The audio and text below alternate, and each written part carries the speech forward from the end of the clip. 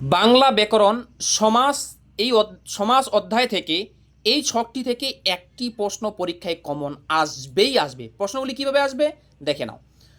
পূর্বপদের অর্থ প্রাধান্য ঘটে, উত্তর হবে অব্যয়ীভাব সমাসে। মানে পরীক্ষা যদি প্রশ্ন আসে যে কোন সমাসে পূর্বপদের অর্থ প্রাধান্য ঘটে, তাহলে উত্তর হবে অব্যয়ীভাব সমাসে।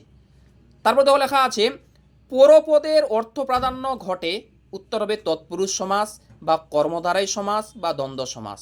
যদি আসে পরপদের অর্থ প্রাধান্য ঘটে কোন সমাসে, তাহলে এই সমাসগুলি হবে।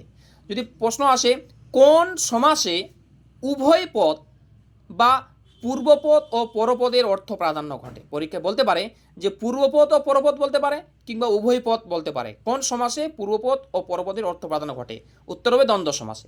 এরপর যদি আসে কোন সমাসে অন্য পদ বা তৃতীয় পদের অর্থ প্রাধান্য ঘটে, তাহলে উত্তর হবে বহুব্রীহি সমাসে।